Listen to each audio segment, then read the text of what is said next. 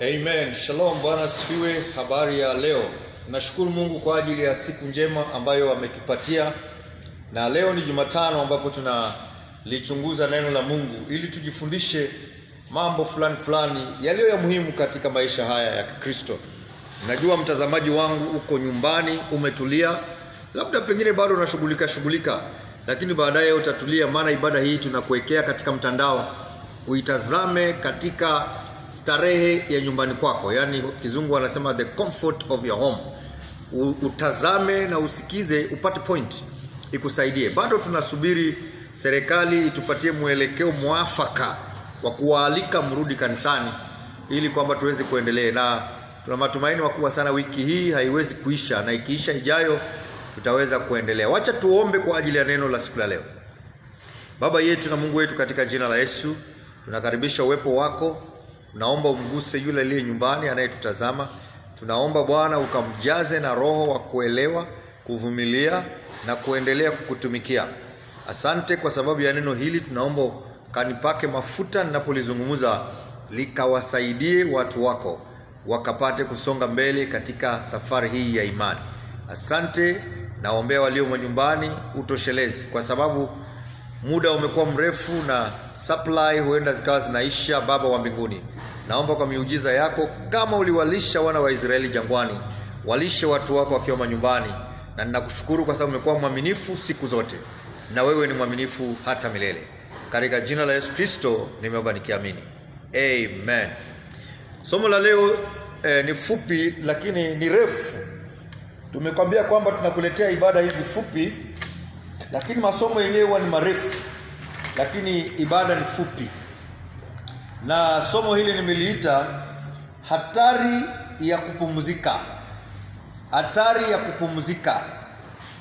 Hatari ya kupumzika. Yaani kupumzika, mbali na kuwa kuna manufaa, kuna hatari ya kupumzika. Na mwanajeshi hafai kupumzika ovyo ovyo. Na Mkristo anafananishwa na mwanajeshi wa Kristo. Na tuangalie wa Kristo wakati tunapumzika, sije ikawa kupumzika kwetu ni kwa kuleta hatari. Na ninataka nisome kisa viwili. Kwanza nitaanza na Kumbukumbu ya Torati 1 mstari wa 6. Kumbukumbu la Torati 1 mstari wa 6.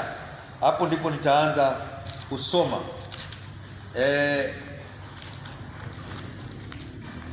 Alafu tutaendelea. Mstari wa 6 kwa kizungu unasema, Kumbukumbu ya Torati,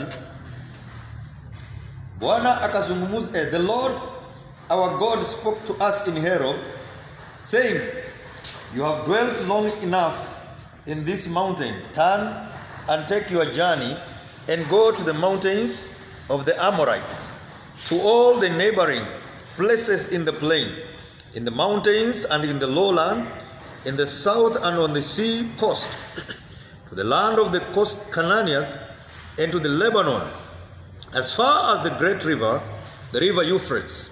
See, I have set the land before you. Go in and possess the land which the Lord swore to your fathers, to Abraham, to Isaac, and to Jacob, to give them and their descendants after them. Alafu nikusomee kisa kingine ili niunganishe maandiko hayo ninapozungumza. Joshua chapter 13. Joshua 13 mstari wa kwanza kuendelea kidogo hapo.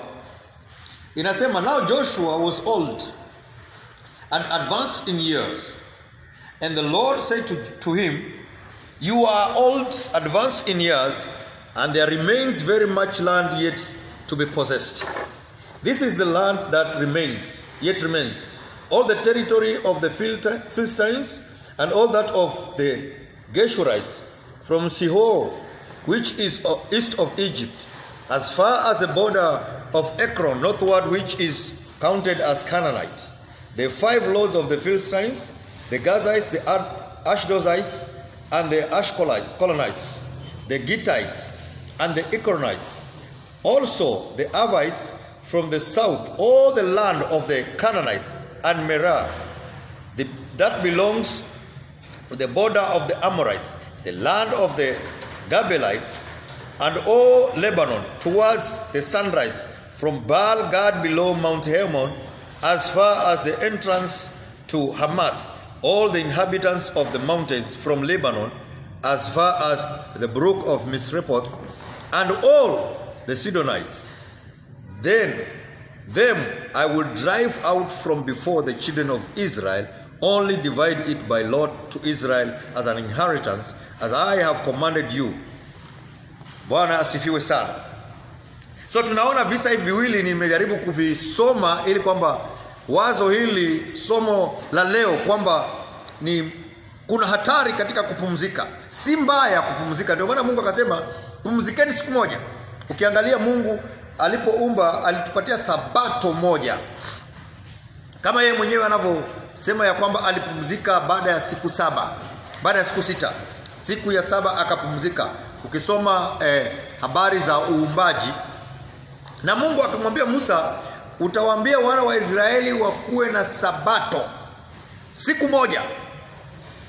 So ukiangalia katika narrative ya Mungu alivyopenda yeye, alitaka watu wapumzike ndio, lakini siku moja. Siku moja. Hapa hata tunapewa weekend zinakuwa long weekend. Mara nyingine hujui weekend itaisha lini. Saa hii hatujui hii kupumzika kungojea corona, hatujui itaisha lini. So kuna kuaga na hatari sana katika kupumzika. Katika Samueli wa pili Biblia inahesabu kisa pale. Daudi, watu walikuwa wameenda vitani. Yeye siku hiyo akaamua nitapumzika leo. Leo napumzika. Na akabaki nyumbani. Watu wakaenda vitani. Biblia inasema alipokuwa kule juu anastarehe, anatembea kwa upper room, kule rooftop, akaona kumbe mwanamke anaoga.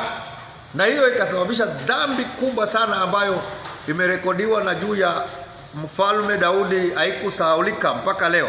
Wahubiri wanaihubiri, na ni kwamba ni kwa sababu ulikuwa ni wakati David aliamua kupumzika. Na kupumzika kunakuja baada ya unajisikia umevuna, unajisikia umepata, unajisikia umefika. Safari hii wakati kuna Wakristo wengi sana, hata wachungaji. Kuna wachungaji ambao wako kwa state ya kupumzika. Anahubiri ndio, lakini amefika peak. Anajua zile siku, anaanza kutaja wakati wa kugonga mwamba na kutembea jangwani, anasimulia watu. Lakini ukimwangalia hata mahubiri yake siku hizi amerelax, anapumzika. Na Wakristo kuna hatari sana wakati wewe unashikwa na kupumzika. Kwa sababu kupumzika kunakuja baada ya kuwa unajisikia umepata kile ulichokuwa unatafuta. Nakumbuka mtu mmoja alisema, mimi kile nilikuwa natafuta nimepata. Na unajua mtu akisema hivyo, yeye tayari moyo wake sasa unamwambia tulia. Anafanana na yule jamaa wa Luka ambaye maandiko yanasema jamaa mmoja alikuwa amelima shamba lake na akapata mavuno sana. Akaenda akalitembea, akaliangalia shamba, akaona hapa mavuno imejaa. Na akaketi chini, maandiko yanasema akajiuliza. Akasema sasa mimi nimevuna, niko na chakula cha kutosha, nitafanya nini? Akapata wazo, akasema nitapanua ghala yangu, niongeze iwe kubwa, alafu nijaze chakula changu ghalani mwangu, alafu nipumzike, niwe ninakula tu. Niambie roho yangu tulia, upumzike, maana umepata chakula. How many people wako katika state kama hizo? Kuna watu wangapi jameni ambao wako katika state kama hizo? Hafikiri kuongeza, hafikiri kuchukua hatua, hafikiri kuongeza bidii, anafikiria tu kupumzika. Watu wanapanga maschedule ya holiday after holiday. Nimesikia wengine mpaka wanapanga holiday za kwenda China. Mtu anatoka Kenya anaenda China holiday, anakula, anapumzika. Hatari ya kupumzika. Na Mungu akamwambia nini huyu jamaa? Akamwambia mjinga we. Yaani hivi unaona umepata nafasi ya kustarehe, ukule tu, hakuna chochote unafanya. Akasema basi nami usiku wa leo nakuja kuchukua roho yangu. So you see, wakati wewe umepewa assignment na Mungu, Mkristo, una kitu unafanya kanisani, una vitu unafanya maishani, hata umemwambia Bwana nitakufanyia kitu fulani, lakini baada ya kukifanya na unakiona kimefaulu, sasa unaanza kuambia watu angalieni vile nilifanya. Wewe unaanza kuassume state ya kupumzika. Ni hatari sana mbele ya Mungu, kwa sababu Mungu aliyetuumba atarajii kwamba tufike mahali tuseme imetosha. Maana hapa duniani mimi naambianga watu, wakati unajiona umefika, hufai tena hapa duniani. Hapa duniani kwa kuchapa kazi. Hapa duniani kwa kuchapa kazi, as long as you have strength. Ukijisikia unainua mkono wako unainuka, ni wakati wa kufanya kazi. Ukijisikia unaamka kwa kitanda na umeamka, ni wakati wa kuchapa kazi. Ukijisikia unaweza kutembea na ukaenda, ni wakati wa kuchapa kazi. Hapa duniani ni mahali kwa kufanya kazi. Mkristo mwenzangu, pastor mwenzangu, usikuwe na washirika 200 wanakuletea chakula, mandizi na kila kitu kwa nyumba, ukasema mimi kanisa langu liko sawa, na ukaanza vitu vya kupumzika.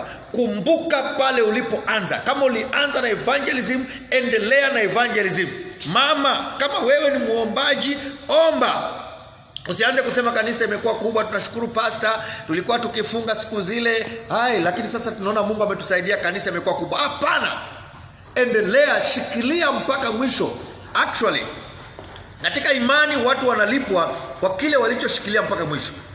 Ni hatari sana Mkristo umekuwa vizuri katika maisha ya Kristo, alafu ufikie mahali umeoa na umeona imetosha, unarudi chini.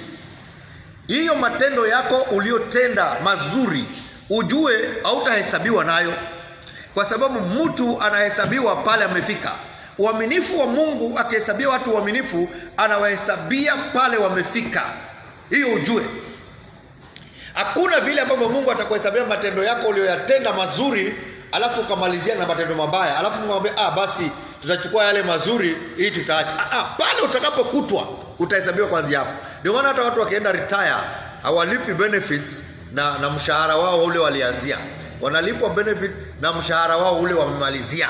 Unalipwa na mshahara wa kumalizia, ndugu yangu. Kwa hivyo maliza vizuri, jifundishe kuwa mwaminifu mpaka mwisho. Usipate achievement moja na ikakufanya ukalegea maombi, ukalegea uaminifu, ukalegea kumtumikia Bwana. Usipate achievement. Umejenga kanyumba kamoja, umetulia, umepata mahali pa kulala usubuli na landlord, unalala mpaka umesahau mikesha. Hiyo ni tabia mbaya kwa Mkristo. Kwa hivyo katika kisa hiki tumesoma, Biblia inasema Mungu akamwambia Joshua. Kwanza alizungumza na kusanyiko la Israeli wote wakiwa mlima Seir. Akawaambia mmezunguka vya kutosha hapa. Yaani kwa njia nyingine hawa walikuwa wamefika mahali wanaona kidogo kuna starehe. Kama vile ng'ambo ya Jordani, kule ambako wengine walidinda mpaka wakabaki huko, Waisraeli wengine. Kwa sababu unajua hakuna mtu ambaye hapendi mazuri. Na wakati mazuri yanakuja, huwa kunakuja pia na spirit ya kurelax.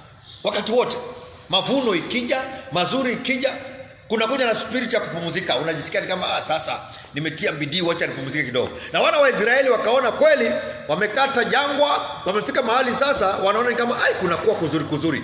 Wakaanza kuzubaa pale. Wakaanza kuzubaa, wanachukua muda. Hawana tena ile roho ya kusonga mbele. Mungu akawashangaa, akawahesabia, hawaondoki. Umekaa huondoki, ndugu yangu. Haufikiri kupanua kanisa, haufikiri kuliongeza kanisa, umetosheka pale. Mungu akamwambia pana, hapa mmekaa vya kutosha, ondokeni. Kwa sababu maeneo niliyotajia baba zenu bado yako makubwa. Nilipowapia Abrahamu, niliwapia nchi hii yote. Ondokeni, muangalie kaskazini na muanze safari. Hivyo ndivyo Mungu alivyowaondoa mahali walikuwa wamepumzika na wanakaa hapo tu. Na Joshua mlango wa 13, ukikumbuka Joshua mlango wa kwanza, Mungu alimtia nguvu, akamwambia niko pamoja nawe kama nilivyokuwa na Musa. Enda mbele, mahali popote utakanyaga utachukua. Na Joshua kweli alikuwa bado ana nguvu kama alivyokiri miaka 40. Anasema alikuwa na nguvu yeye na Kalebu. Na sasa ako tayari kupigana vita. Na akachapa Waamaleki, akachapa wale watu wote walikuwa wanakalia nchi ambazo Mungu ameahidia wana wa Israeli. Akawagawanyia Waisraeli urithi.